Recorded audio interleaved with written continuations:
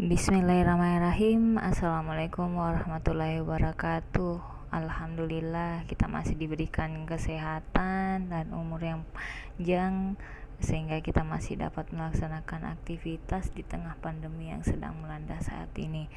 Nah, alhamdulillah hari ini kita akan kuliah bersama, yaitu praktikum arkeologi ekskavasi. Adapun materi untuk hari ini yaitu kita akan membahas mengenai sejarah dari ekskavasi itu sendiri. Nah, bercerita tentang masa lalu, tinggalan-tinggalan, selalu saja ada yang tertarik dengan sisa-sisa material di masa lalu. Nah, arkeologi sebagai sebuah disiplin ilmu memiliki asal-usul paling awal di Eropa, yaitu pada abad ke-15 dan ke-16. Pada saat itu ketika para humanis Renaissance melihat kembali keagungan Yunani dan Roma.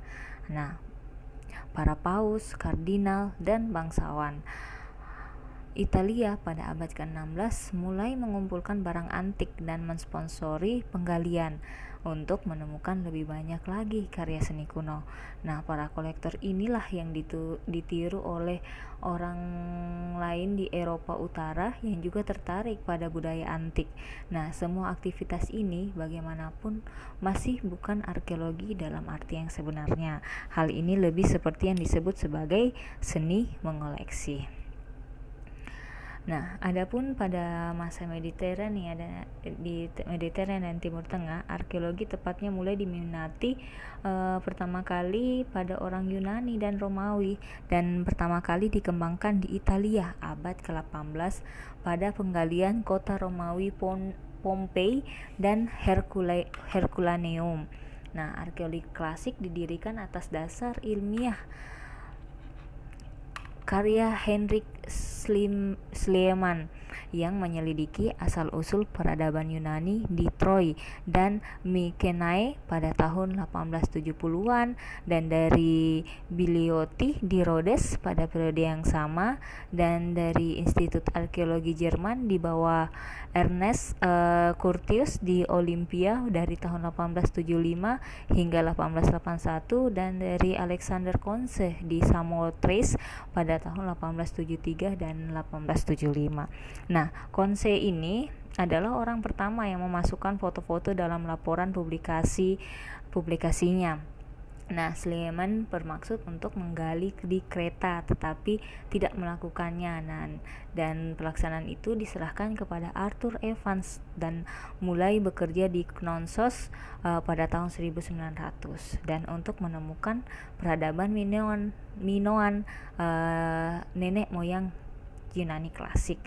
Nah, sedangkan arkeologi Mesir dimulai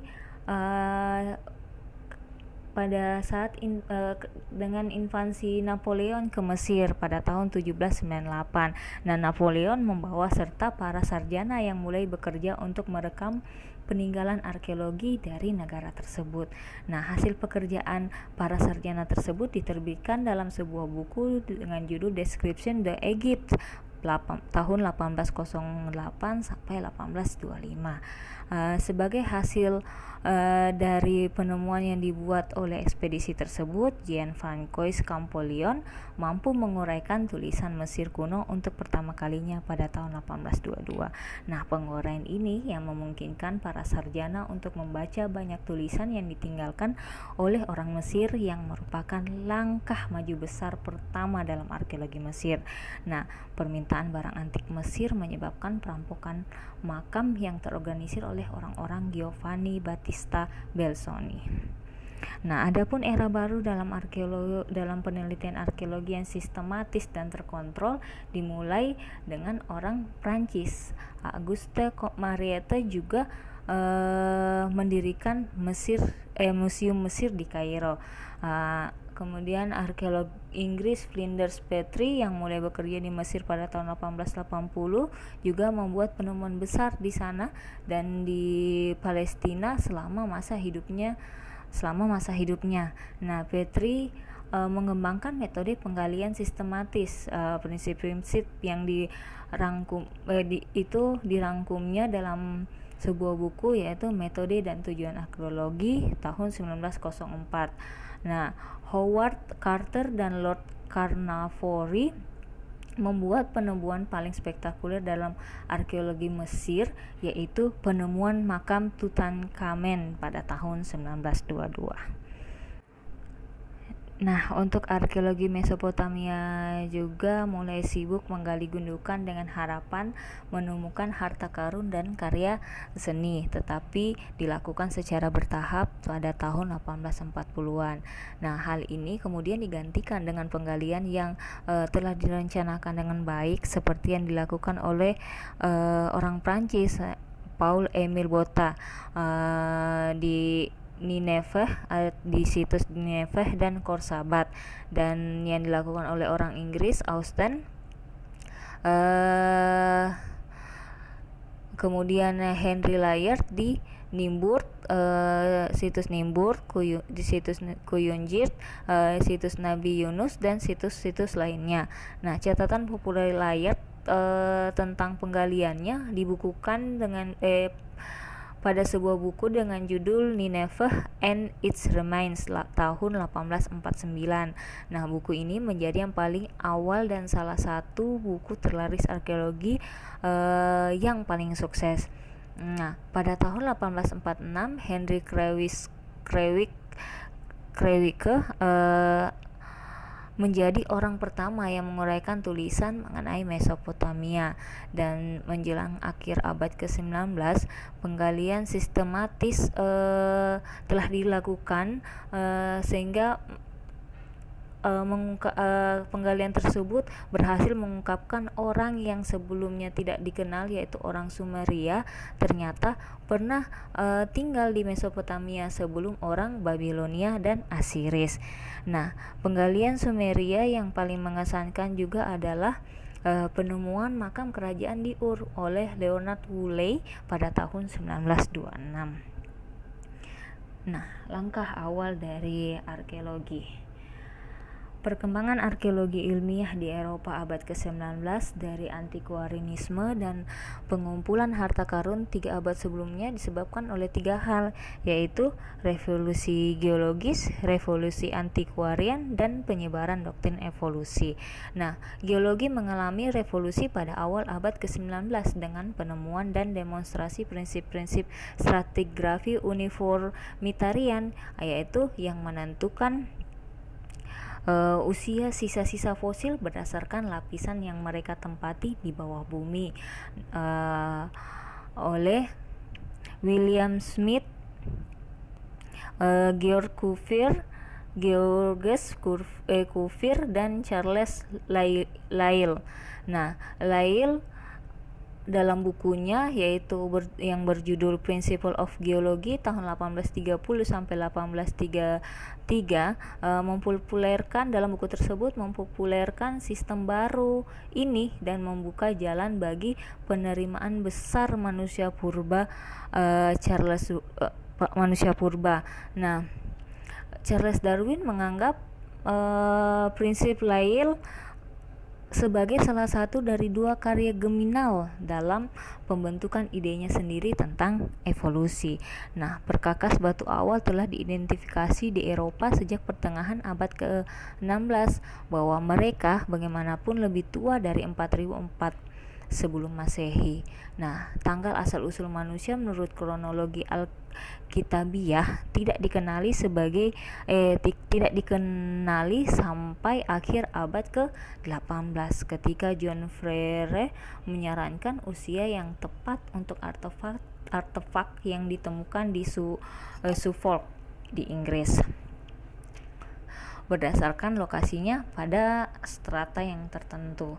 Nah, penemuan Jacques Bouter di lembah Somme di Prancis dan William Pegeli di gua-gua South Devon di Inggris digunakan untuk mendemonstrasikan keunikan manusia pada tahun 1859. Nah, tahun yang sama dengan penerbitan sebuah buku Origin of Genius. dengan menerbitkan buku Origin of Genius. Nah, perkiraan tanggal untuk periode Paleolitik atau zaman batu tua dari masa prasejarah dengan demikian ditetapkan, meskipun ungkapan Paleolitik tidak digunakan sampai John Lubbock menciptakan bukunya dengan judul Prehistoric Times tahun 1865.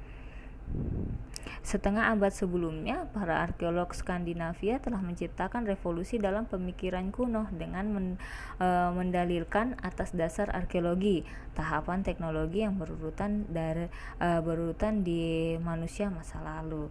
Nah, Thomsen mengklasifikasikan materi di Museum Copenhagen dibuka untuk umum pada tahun 1819 berdasarkan 3 zaman berurutan, yaitu batu, perunggu, dan besi. Murid dan penggantinya yaitu Worsae menunjukkan kebenaran penataan museum ini dengan mengamati stratigrafi di rawa dan gerobak gambut Denmark atau gundukan penguburan. Tingkat danau yang rendah di Swiss pada pertengahan 1850-an memungkinkan penggalian hunian danau Swiss prasejarah, dan di sini sekali lagi teori suksesi tahapan teknologi mulai dikonfirmasi. Nah, asal-usul spesies Darwin menyiratkan masa lalu yang panjang bagi manusia dan penerimaan gagasan evolusi manusia dalam 4 dekade terakhir abad ke-19 menciptakan iklim pemikiran di mana arkeologi berkembang, dan itu mengarah pada kemajuan besar dalam pengungkapan yang utuh mengenai cerita perkembangan manusia. Dalam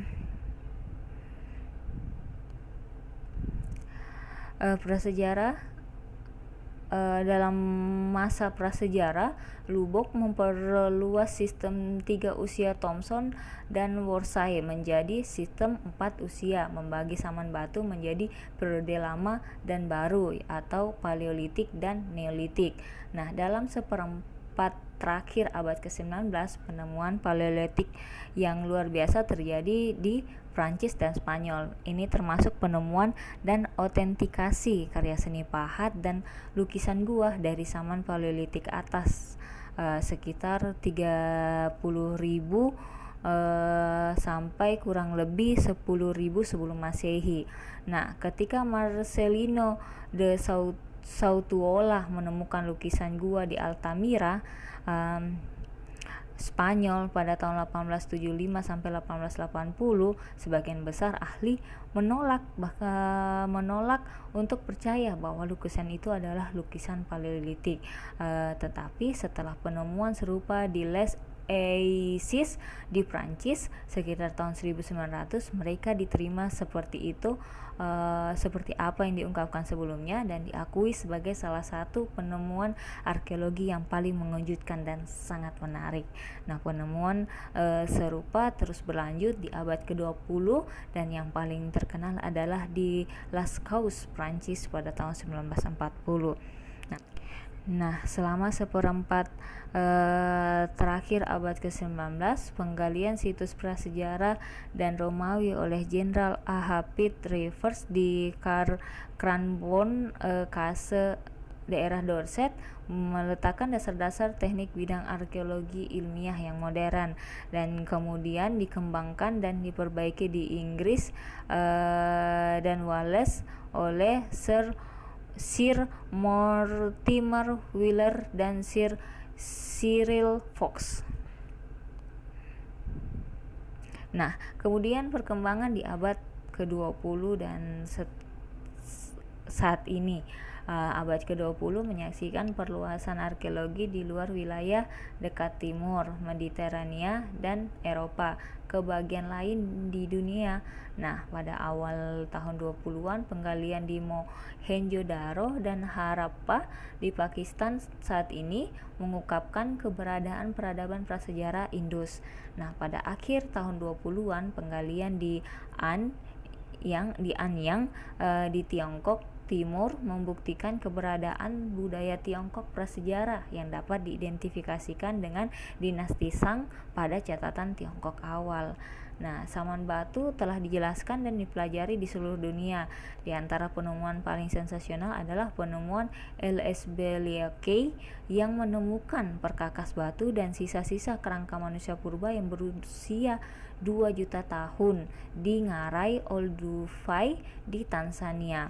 Nah, pekerjaan intensif yang sangat penting telah mengungkapkan situs-situs Neolitik awal di Jericho di Palestina, Hasuna di Irak, Kataluyuk di Turki, dan di tempat lain di dekat timur menetapkan asal penelitian ini penelitian ini kemudian menetapkan asal mula pertanian di wilayah tersebut. Nah, pekerjaan arkeologi yang lebih serius malah dimulai di Amerika ketimbang di Eropa, tetapi pada awal 1784 Thomas Jefferson telah menggali gundukan di Virginia dan melakukan pengamatan stratigrafi yang cermat. Nah, pada abad ke-20 menyaksikan peningkatan besar dalam pengetahuan arkeologi tentang Amerika prasejarah.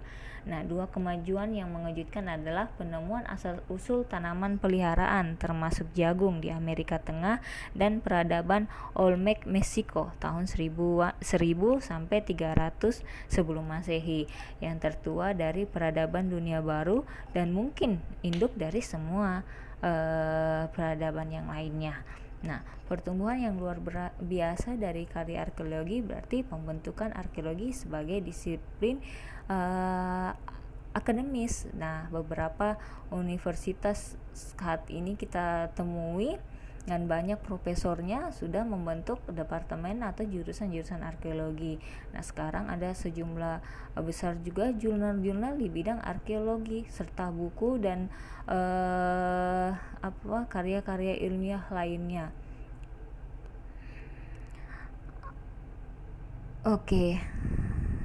Nah, mungkin itu saja yang dapat saya sampaikan pada kesempatan kali ini. Semoga bermanfaat.